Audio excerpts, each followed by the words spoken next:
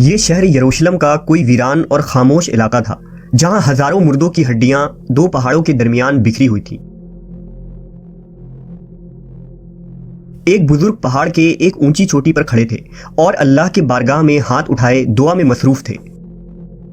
ہر مخلوق اس منظر کو حیرت زدہ ہو کر دیکھ رہی تھی کہ اچانک ہواؤں میں خنکی بڑھنے لگی اور میدان میں بکھری ہڈیاں حرکت میں آ گئی۔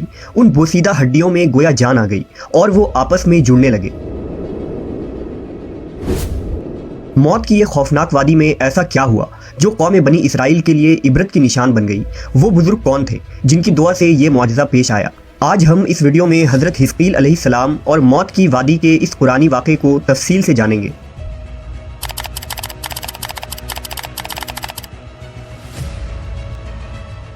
حضرت حزقیل علیہ السلام ایک نیک، صابر اور برگزیدہ نبی تھے۔ حضرت حزقیل کے والد کا نام بوزی کاہن تھا، جبکہ بعض نے لکھا کہ آپ حضرت یرمیہ علیہ السلام کے بیٹے ہیں۔ عبرانی زبان میں حزقیل کے معنی اللہ کی قدرت کے ہوتے ہیں۔ بعض علماء نے قرآن مجید میں موجود نام ذوالکفل کو حضرت حزقیل کا دوسرا نام قرار دیا ہے۔ حضرت حزقیل کی بعثت کا زمانہ 622 قبل مسیح کا ہے۔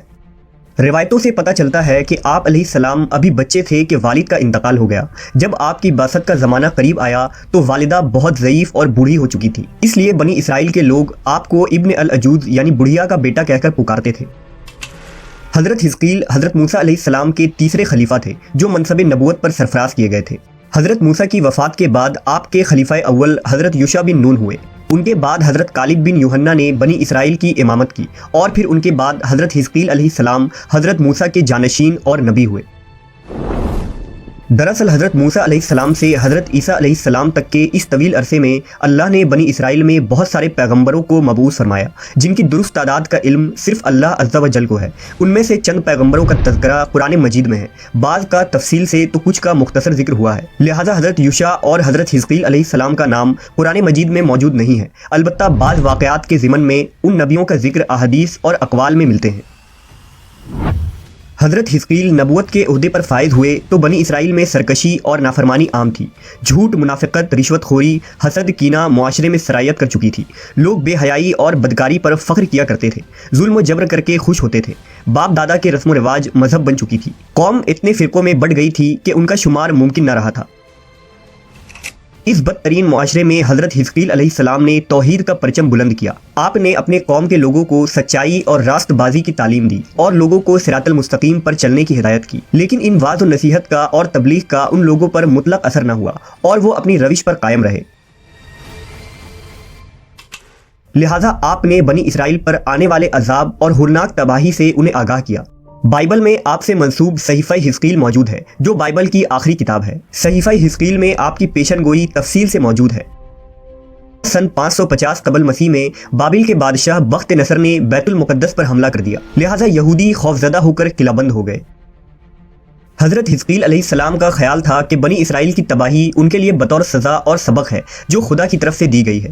آپ نے توبہ پر زور دیتے ہوئے اپنے قوم کے لوگوں سے کہا، سو توبہ کرو اور اپنی ساری بدکاریوں سے باز آ جاؤ۔ سارے برے کام جنہیں کر کے تم گنہگار ہوتے ہو خود سے جدا کر کے پھینک دو اور اپنے لیے ایک نیا دل اور نئی روح پیدا کرو۔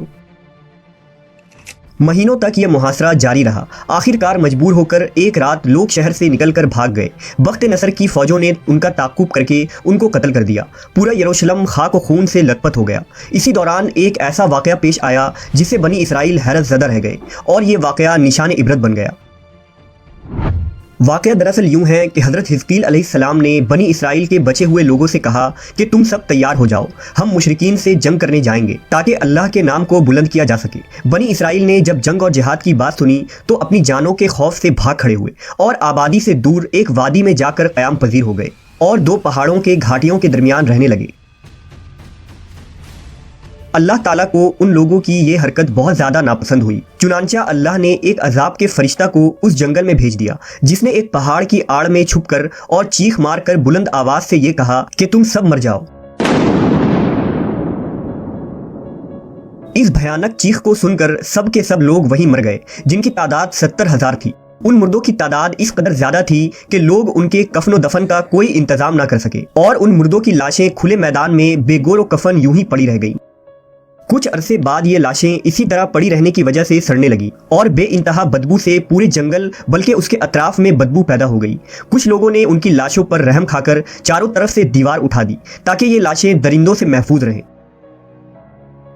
कुछ दिनों के बाद हजरत हिजकील अलैहिस्सलाम का इस जंगल में उन लाशों के पास से गुजर हुआ तो अपनी कौम के 70,000 इंसानों की इस मौत नागहानी और बेगोर कफन लाशों की फरावानी देखकर रंज गम से उनका दिल भर गया। आप आबदीदा हो गए और अल्लाह के दरबार में दुख भरे दिल से गिड़गिड़ा कर दुआ मांगने लगे कि या अल्लाह, ये मेरी कौम के अफराद थे जो अपनी नादानी से ये गलती कर बैठे कि मौत के डर से शहर छोड़कर जंगल में आ गए।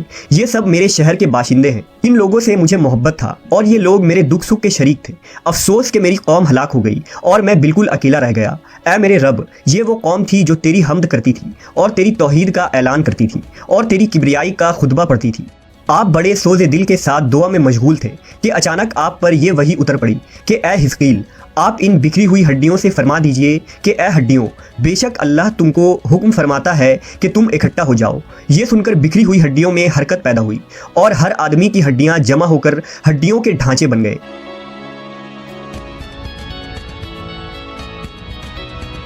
फिर ये वही आई कि ए हिजकील, आप फरमा दीजिए कि ए हड्डियों, तुमको अल्लाह का ये हुक्म है कि तुम गोश्त पहन लो। ये कलाम सुनते ही फौरन हड्डियों के ढांचों पर गोश्त पोस्ट चढ़ गए। फिर तीसरी बार ये वही नाजिल हुई कि ए हिजकील, अब ये कह दीजिए कि ए मुर्दो, खुदा के हुक्म से तुम सब उठ खड़े हो जाओ। चुनांचा आपके ज़बान से जैसे ही ये कलमात जारी हुए 70,000 लाशें यकदम उठ खड़ी हुई और तमाम लोग फिर से जिंदा हो गए।